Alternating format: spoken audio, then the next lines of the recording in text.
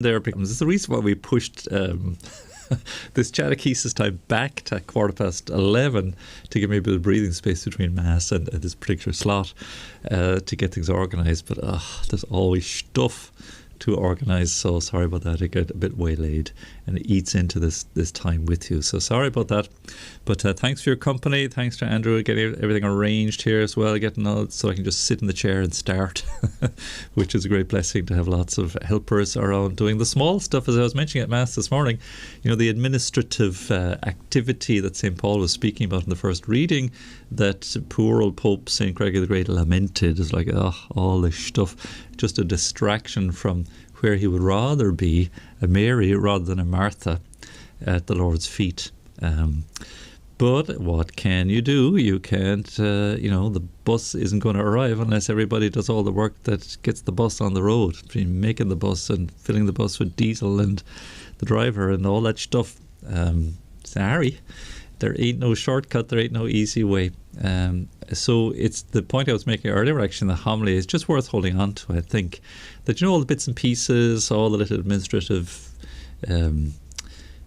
burdens of the day that need to be attended to, they're actually a blessing. They are part of what tests us, what challenges us, what forms us, and brings out the best in us too. And how we stick at it and stay with it and hold on to the programme. And the moments of glory will come if the Lord provides, and if they are to be, we shouldn't be necessarily working towards the wreath that will not last. A bit like the athletes, I suppose, in the Olympics. There's a lot of early mornings, a lot of intense exercise and intense discipline, and the food that they eat is measured out, and all the weight levels and the minutiae of detail that go into being able to compete in the Olympics, let alone to achieve a medal status. It's the very same. It's the very same. So if it is then that we're on the path to sanctity, excuse me, is it not, or should it not be the very same? That in the small pieces, in the little bits and bobs, in the heroic small stuff that we have to do each day and every day, getting out of bed even, setting the alarm, trying to get to bed on time, not misdirecting or wasting our time or energy or resources. Such is the stuff that makes for sanctity in the end. So, when you're hot and bothered about all these things, and these things seem to weigh down upon you and impress upon you and dig in and feel heavy, don't let it, don't allow it. See it, step back a little, excuse me, and see it rather as a means than to an end, rather than an end in itself. Or, wishful thinking, wishing it all away. If only this could be all sorted. Excuse me. And it's true, certainly on reflection of every endeavour, that there are 1,000 small little bits and pieces before the victory is finally won, or the achievement is finally gained. Joe Barco is getting conferred today for his degree. Aisling was just telling me there, and interesting. You don't get to stand on the podium or whatever it is on the dais and receive your certificate, not before a lot of lectures and notes and books and hours of study. That certificate that hangs on the wall really just marks a moment in time that represents a long journey of trial and effort. And what was it somebody said to me once? Once you're heading for graduation or heading for success, it's 99% perspiration and 1% inspiration. So it helps to have a few brains, I suppose. But really, what lies behind all that, it's not as if knowledge and talents come naturally, necessarily. They have to be cultivated. I suppose you have to have a love for these things too, maybe a bit like music. You can like music, but you have to really love it to get over the hump, or get through the hump, or get beyond the actual labour that's involved in order to succeed and become accomplished and become have ability at it. So they speak of people being gifted. I imagine the gift that people receive rather as a great love, a great graw for something, as we say in Irish, that this is something I really want to do. And then it's cultivated and nurtured over time. So I imagine, again, a vocation to family life, as I was mentioning, teaching, nursing, whatever again it is, sport, music, art, list them all off.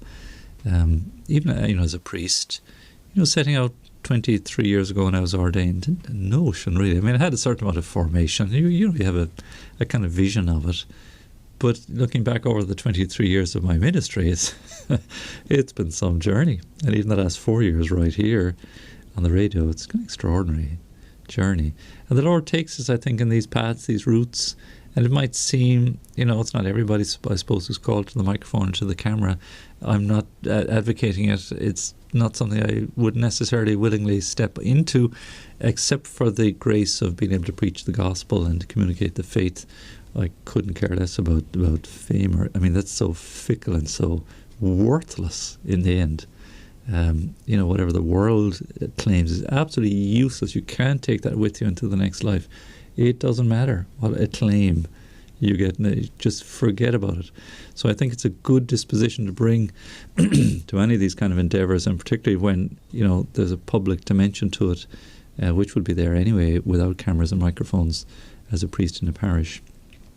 That it really doesn't matter in the end how others perceive or what they say. It's what God sees and what God says.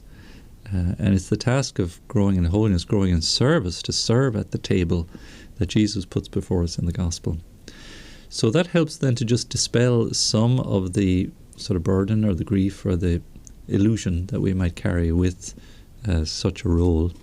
Very different. It's about service in the end. Mission or ministry is the other word we use, of course, too. So that's just, I think it's a nice thought to learn from St. Gregory the Great today. I just see what my Oxford Dictionary has for him today. Again, I did mention, do please text in and email in and telephone in. We always like to hear from you. 014-123-456 is the landline number. Give Mary a call. She's on the phone downstairs. She loves to answer the phone and she loves chatting with people. She was telling us a little earlier on. Very keen on the lovely people she meets and speaks with. And in fact, I've kind of reflected, if you like, in the blessings that Mary's bringing. I've answered the phone a few times there. When I can get to do it, it's not always I get to pick up the phone. If there's a gap or somebody's missing, they're at lunch, we try and step in and always answer the phone. And people speak so highly of chatting with Mary and the lovely talent she has for being at the reception there. So again, this is something we'd like to hear from you. Please do. 014-123-456. And now the hain cahar, hain do trí cahar cuig she curd lech oring are on telephone on show. So do please give us a call. +353 14 123 456. Text on 089 467 2000. WhatsApp as well. 089 467 2000. The now the hocht an ne. Cahar she shacht gamila. Curd leach oring. Well, not leach there, but rather cur text oring. Or text the gwing. Would you say that, Oscar, or WhatsApp? So send us in a WhatsApp and a text on that number. Email info@radiomaria.ie and write to us here at St. Anthony's Business Park, Ballymount Road, Dublin 22. My little history of the saints has a massive section here on Pope Gregory the Great. Of course, this is an English author. It's the Oxford Dictionary I have. So it's biased towards all matters English. And that's okay too. It's actually fascinating. It's very, very interesting. Apostle of the English, Pope Gregory the Great. He sent St. Augustine of Canterbury to bring the faith to England back in the 6th century. That's around the time of, not far of St. Patrick, I suppose. Let's think. Would St. Patrick have learned from St. Augustine of Canterbury? Maybe, not sure. I wasn't around, but it's possible. The influence certainly was there. Excuse me. So one of the most important popes and influential writers of the Middle Ages, I thought the Middle Ages was back in the 6th, 7th century, Gregory was the son of a Roman senator and entered the service of the state as a young man. That was it. He entered into law, and I think as a judge, if I'm not mistaken.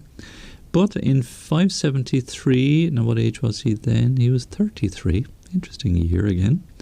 He sold his enormous properties, founded 6 monasteries in Sicily and a 7th in Rome, and giving generously to the poor. Wow, so wealthy Sicilian there, giving it all away, founding 6 monasteries. The next year he entered his own monastery at St. Andrew's on the Celian Hill as a monk, and was distinguished for his austere life, which both filled him with nostalgia in later years and caused some of the ill health which he suffered so constantly. So life austerity, probably fasting and prayer and depriving himself perhaps of sleep, and maybe hard work as well.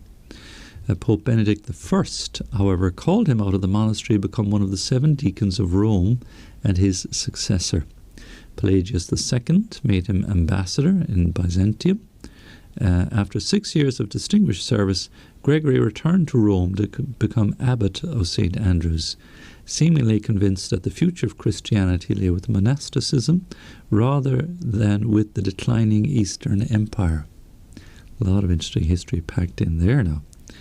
Monasticism was coming into its own in those early centuries of the Church too, in its own way, the likes of St. Benedict, I think, and others too. St. Anthony Abbot, you go back maybe a few hundred years before that, but nonetheless finding its own niche. His own choice of monastic life for Gregory now was destined to be frustrated, though he had hoped to lead some missionaries to bring the gospel to the Anglo-Saxons. Going to come to the UK himself. He had been specially impressed by some Anglo-Saxon slaves on sale in the Roman market, but he was elected pope during an outbreak of plague. Reluctantly, he accepted and was confirmed by the emperor.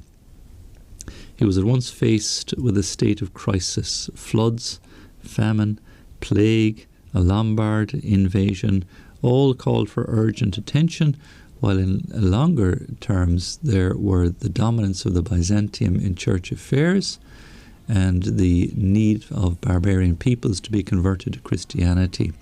His care for other Western churches was matched by few popes before his time and contributed to the emergence of the medieval papacy. There's a lot more in there. I'm really not going to get through all of this here. But man, did he have problems. Was he ever right to complain about all the administration he had to deal with, and the loss then of his monastic peace and tranquility, relative. The poor man, gosh, he was swamped altogether and had a lot of reforming and work to do in the church. So let's see, his writings were substantial too. They were considered remarkable for their quantity, quality, and their suitability for readers of his own and future generations. His principal achievement was to pass on to converted barbarians the wisdom of the fathers of the Greco-Roman Empire. Fathers of the Church, very important, such as Origen, Augustine of Hippo, St. Augustine, St. Ambrose of Milan. So he made sure that those writings and teachings were kept intact there. This was particularly true of his homilies on the Gospels and the Moralia, morals, I suppose, of the Book of Job, written in Constantinople at the request of Leander. His more original works, such as the Pastoral Care and the Dialogues, also enjoyed great popularity. So he's left a legacy of writings. 854 letters of his survive as well. These are the most interesting work for historians of today. 854. Now he's gone back, he died the year 604. That is most impressive to have all his letters there. And no doubt full of his own mind and heart and thoughts, marvellous. So he's not called a doctor of the church for any light reason here. This is a serious contender. Did such great work. And so the Mass of St. Gregory, again, popularized. Plain chant, of course, the music of the church was close to his heart, and highly esteemed in the East and in ancient Ireland, where he was even provided with an Irish royal genealogy and an apocryphal Liber de Gradibulus Caeli attributed to him. That's a book of Gradibus? Not sure. Grading, Caeli Heaven. Didn't know that was there. That's an Irish attribution right there too. So there you are, and much more could be said. He suffered gout, gastritis, and these afflictions seldom affected his judgment, but reduced health, of course. He was soon acclaimed a saint after his death. So most extraordinary as Saint Pope Saint Gregory the Great. But just that little lesson, offering that today, the idea of administration and the minutiae and the bits and pieces of everyday life that we all have to work on, work through. They sanctify us. These are the little things that help us on our path to sanctity and growing really in selflessness in honour of Christ and His Church. Good. Can I just give a shout out? We'll have it aired this evening. The centenary celebration of the founding of the Legion of Mary. It is actually the 7th of September, but obviously they picked a date close to it. And First Friday is very appropriate too, because it was the eve of the 7th of September, meaning the eve of the vigil of the birth of Our Lady, when the Legion was actually founded here in Ireland in 1921. Excuse me. That frog, he comes and goes. So that's on Tuesday the 7th. We'll have lots of interesting chat on Tuesday here on Radio Maria. Mary Stenson will be bringing forward indeed some interesting conversation as well for all things Legion. But the first Friday of the month is curious because Frank Duff himself was born on the first Friday, the 7th of June, 1889. He died on the first Friday of the month, 7th of November, 1980. And here the first Friday of the month, the closest date I suppose they could get, to the Church of St. Nicholas of Myra in Francis Street, because across the road from the church is the building that belongs to the Legion of Mary since, Myra House it's called. And there's a lovely recording, I wonder, it's one of the better ones actually, if I might dig it out and play it as a segment of it. Next Tuesday for you, Frank Duff's voice. I had to listen back to some of his audio recordings, and it just affirmed my hesitation that it wasn't made for radio, neither in his delivery nor in the kind of the style. And there's an awful lot of hesitations and coughings and ums and ahs, and it's his when he speaks like that, it's hard going to listen. I have one where he's being interviewed, and it would need, I think, just a little bit of editing to make it radio worthy, or at least to hold your attention. But I'll see if I can find a smaller segment on the tour, it's called, of Myra House.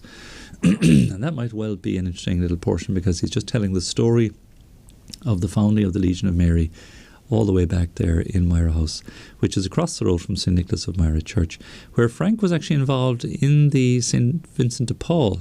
And some of the ladies in the parish were very active there as well, giving catechism courses and helping the poor, desperate poverty back in 1921 there. And of course Frank started there in 1913. I think he was in Whitefriars Street for a bit, but then he moved across, I think in 1917 if I'm not mistaken, to Myra House there in Francis Street. And there he developed a great friendship with a swathe of members of the SVP there, and the wonderful women who were working in the parish too. And just from it, really quite spontaneously, as arising from their study of De Montfort's True Devotion to Mary, the Legion came to be. And so we're going back there tonight at 7:30. Archbishop Dermot Farrell will celebrate Holy Mass there. I'll be in attendance, and we'll broadcast it for you via their webcam here on Radio Maria at 7:30 this evening. It will mean cutting across Father John's Catechism in a Year show. Apologies for that. Father John is very obliging, allowing us to railroad a little piece of his show, a half an hour worth of his programme, and he'll return to the fray properly again next Friday. And Father Robert very kindly too is giving us half an hour or so of the Pioneer programme likewise this evening on the other side of the Holy Mass. So 7:30, we're budgeting sort of 7:30, 8 or thereabouts for the celebration of the centenary of the Legion of Mary, a Mass celebrated by Archbishop Dermot Farrell. Very much looking forward to that. A wonderful moment in the life of the Legion of Mary, 100 years on down the road. Most extraordinary graces, wow, that have flowed through the Legion as well. Very good. We're going to pause for a little piece of music. There was a nice track that Margaret Griffin sent in. I left a little message on the YouTube channel there from Mark Mallet, and a nice little piece that he'd composed, his own composition there. And let me see, I've forgotten the name of it now. I know it's a lovely hymn. It's Hail Mary. I think it's Honour of Our Lady there. And just glad to be able to share this with you. Again, do text us in 089-467-2000. Email us info@radiomaria.ie, and write to us here at St. Anthony's Business Park, Ballymount Road, Dublin 22. We do always like to hear from you. Ode to Mary, it's called. Thanks, Andrew, sending that through to me there. So we'll listen to Mark Mallet, Ode to Mary, and back very shortly.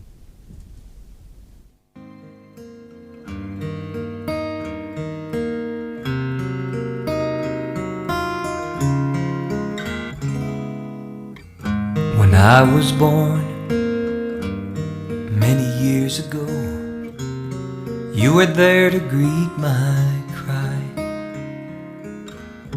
Fruit of my mother's womb, you became the mother of my life. I was baptized beneath your eyes with the Father, Spirit, and your Son. Full of grace, I turned my face. Oh, your work had just begun. Hail Mary, Hail Mary, Mary, Mother to me. Hail Mary, Hail Mary, you are the Queen of my life.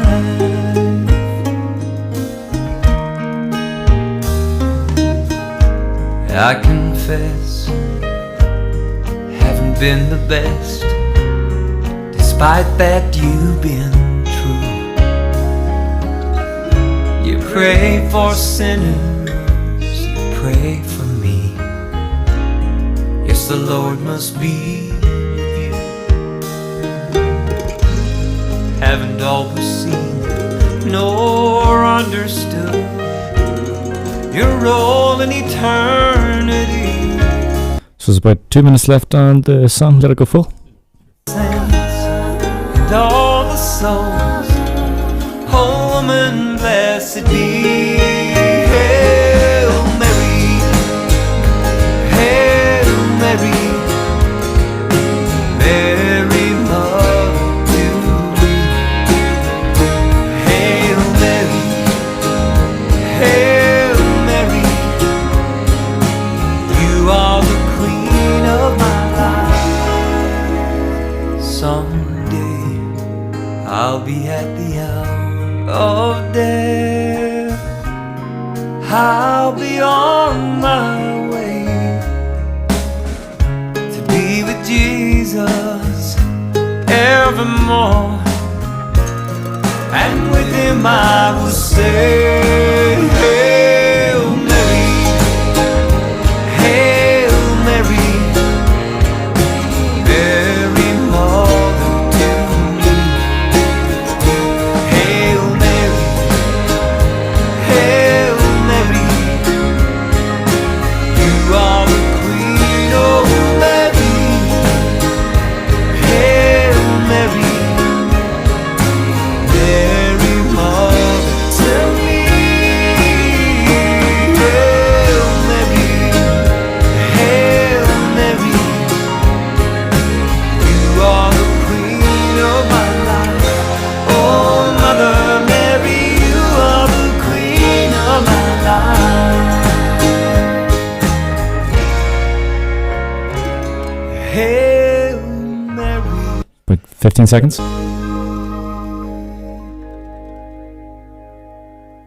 Isn't that a lovely piece of music there? Mark Mallet, Ode to Mary. We should put that on our playlist there, I think. There'll be a nice little addition. Nice little rendition there. Mark Mallet, if you want to look him up, Ode to Mary.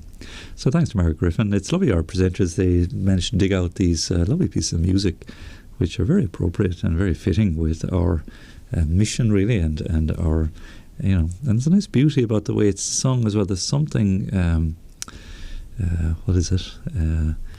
It's like Mark Forrest again, has a sort of quality to the way he sings. It really comes from the heart and from the depth of faith. It's very impressive, really.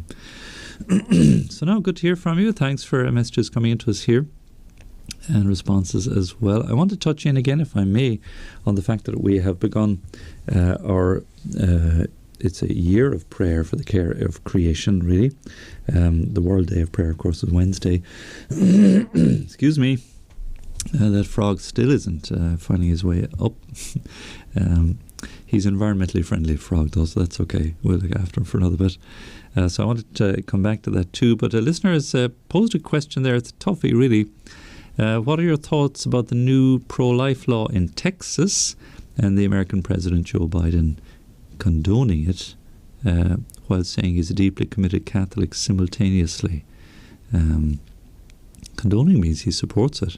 I presume condemning it is what's meant there. It's not altogether clear there. I don't quite understand that. Doesn't make sense. But apparently a law is in the process of being enacted in Texas, I think, in relation to the heartbeat of the unborn baby as being detectable at 6 weeks. You'll hear that on our jingle here, how we include that in one of our pro-life jingles, that there's a new heart beating as early as 6 weeks, and it can be detected. And on that basis, that's, a new human person. And the idea is to pare back the rather open-ended availability of abortion, to recognize the humanity of the unborn child.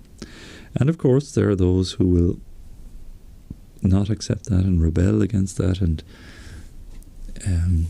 again, it's just something, when you understand that life and accept that life begins at conception, why would you just leave it at 6 weeks? You surely have it from conception, as we as we had in Ireland up until recently, the 8th Amendment to the Constitution, when I was there and campaigning at the time when that was introduced in 1983, to clarify the legal position in our Constitution that from conception, the right to life of the unborn child and the equal right to life of the mother, which is overturned recently and so sadly here in Ireland.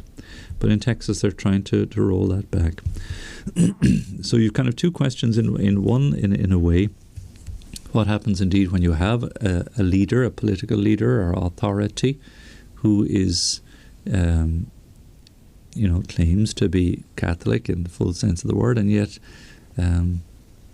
abides by these immoral laws. We have similar situations in Ireland. It just raises a question. And we just have to pray for these leaders of ours, that their hearts be open to the fullness of truth, and that their faith might inform their moral understanding and their moral position.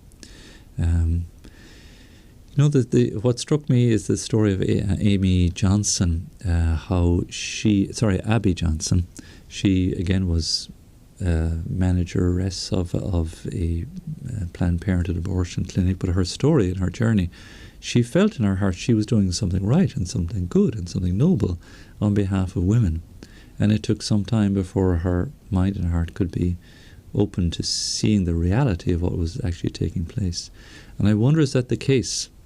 If it's not, then there are other questions that need to be asked, but I wonder if that's the case with many who would favour abortion and see it as a woman's right and as something that is in keeping with what they feel is what a woman is entitled to. Health care, what they give it all kinds of names. And is it a case that we must play our part gently to try to help such souls understand things a little differently? That every human life is so sacred and so precious and such a gift right from the first moment of conception, and that child in the womb, if after 6 weeks in Texas, they're saying, has the right to life. No one can take that right away from that child. How do we help people to understand that? And how do we help people see the consequences then of a mentality that would seek the destruction, albeit for apparently good reasons otherwise, even though nature and truth tells us that's not the case. And yet the consequences is the great hurt and the woundedness and the sadness of loss of life. And so many women hurt then by this, perhaps not even realizing. So it's a real opportunity for us to exercise great compassion and understanding, and towards those Catholics who would profess to be Catholic and yet promote the destruction of unborn life and uphold it. Again, there's a great need for formation, a great need for pastoral outreach in some way.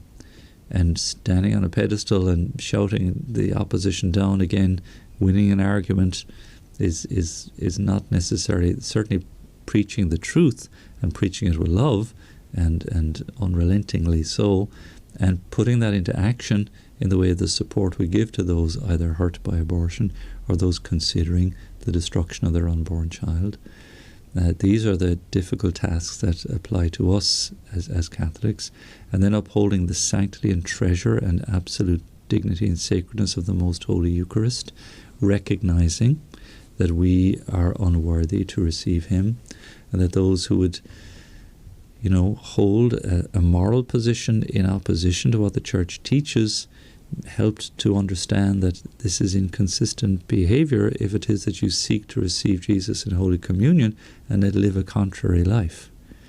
So for instance, to Judas, who made his first Holy Communion and then betrayed the Lord, receiving the Blessed Sacrament, as St. Paul would put it, was for him a condemnation, not an exercise in communion. It was the very opposite. And then, what's more valuable even still is eternal loss. And we would certainly not wish that on anyone, not our worst enemy, not anyone we know. We pray fervently for the eternal salvation of all. So it's not ours to point fingers or to criticize, but simply to, with love, preach the truth openly and fairly and speak what is true with love, with a view to the conversion of all, including these political leaders who seem to be misguided, at least are guiding themselves according to a truth that is different from what the Lord gives to us. So ours is not to condemn, but ours is certainly to be very clear in our teaching and open about the truth, but always with compassion and always with a sense of non-judgment, and opening the opportunity to repentance to all who differ and who are at odds, who are yet on the journey. And if the likes of Abby Johnson and so many others, Dr. Bernard Nathanson, there's quite a litany of those who have found their way back to understanding what it is to protect and safeguard unborn life in the womb, and what amazing apostles they subsequently became, having journeyed from there, like St. Paul, huge turnaround. Then it's possible for these others too. So maybe that's enough on that little topic. We can come back to it again, and really our task is to preach the truth with love. Let me dip into the Ducat for you today and just share a few minutes with you, if I may. This is an amazing little catechism in its own way. Just hold up for the camera there. Lovely book of the same order and ilk and the same publishers and production style of UCAT. So it's a question and answer approach to our faith. And do-cat meaning, well, what are we to do? And there's a section in there, I mentioned the various chapter headings for you there yesterday. Fascinating book, but the central theme, and time again it comes back to it in the Ducat, the sanctity of the human person, made in the image and likeness of God. That's our starting point, if you like. That's our core understanding before we get to how we are to live and behave towards God and towards one another, towards ourselves. And so we read in there about God's opening, like the master plan, his plan of love for all and life for all, just comes in on the same topic we've been mentioning. The Church's social mission, again there's a section here, the unique and infinitely valuable, the human person. So all this ecology and environmentalism and everything else has at its core a God who is the giver of the gift and the giver of all life and all we enjoy, and the human person whom the material world serves, given by God again, and in a spirit of custodianship and stewardship. So if we lose sight of that element of the environmental question and the climate question, we become sort of more horizontally oriented towards the world and the material world. Whereas if there's the vertical component of God and is a transcendent calling of the human person that is upwards to eternal life, we see the environmental questions in a different light. So this is what this book is seeking to do, and contextualizing it then into the church's social teaching, into the context of the family as the pillar of society, the dignity of human work, the necessity for economic and political life, and what our faith contributes and adds to that, and then our outreach certainly to the world, especially to the poor, and our work for peace, living in freedom from violence, and our commitment to love in action in our community. Oh, this is do cat now. This is do it, how it should be done. So there's a number of paragraphs, a small number of questions and answers in relation to the environment. Why Christians have a special relationship to nature and the environment. Why we must do something now to protect the environment and to find a sustainable way of using natural resources. And some of the church documents in relation to that, of course, Laudato Si, the most recent and the preeminent document for our own time. So let me share just a little bit of this with you. And the question is asked, what contribution can Christians make towards a humane environment? Well, Christians, that's us, Catholics, followers of Christ, are not environmentalists if their commitment is limited to moral appeals made to others. You know, it's not enough. There has to be a spiritual, moral is kind of horizontal, maybe spiritual, vertical, that sort of image, if that helps. It's just as unhelpful to talk constantly about global problems instead of paying close attention to one's own environment and the possibilities present in it. Peter was echoing a bit of that sentiment, and I agree with you, Peter. Sometimes the question is just over-laboured. It's like, enough already. Can we move on? But when it's stepped back and considered in a different light, it becomes a different and more pressing and concerning issue, certainly. Christian environmental ethics, therefore, is not built on smug appeals. Instead, it tries to prevent orientation concerning it tries to provide orientation concerning individual and societal conflicts that need to be resolved. So it's not about necessarily the campaign for nuclear disarmament, a noble thing in its own right. It's not saving the baby seals. These are all sort of campaigns and crusades which have their place. Again, that's not to be in any way negative towards that, but here we see a broader picture emerging. Our faith orients us as to how we are to face up squarely to these questions. For this purpose, there must first of all be a precise analysis of cause and effect connections, risks and prospects. Only then can guiding principles be effective. Christians make a valuable contribution to the preservation of the ecosystem when they care for creation instead of venting frustration about the environment. Fair point. Roll up the sleeves, stop giving out. Spot on. The courage to hope must be combined with the search for knowledge on the one hand and the readiness to act. Lovely opening. Thunderbolt right there from the Duke Cat. We'll come back to it because my time is gone, and I just want to refocus the energies a little bit on that whole question and in the light of Archbishop Dermot's pastoral letter too. Time is gone from us. Thank you for being with us. Thanks for everybody on Facebook and YouTube as well. We're going to turn the camera off now, but do please stay with us in the radio. We'll pause for our Angelus and our midday prayer.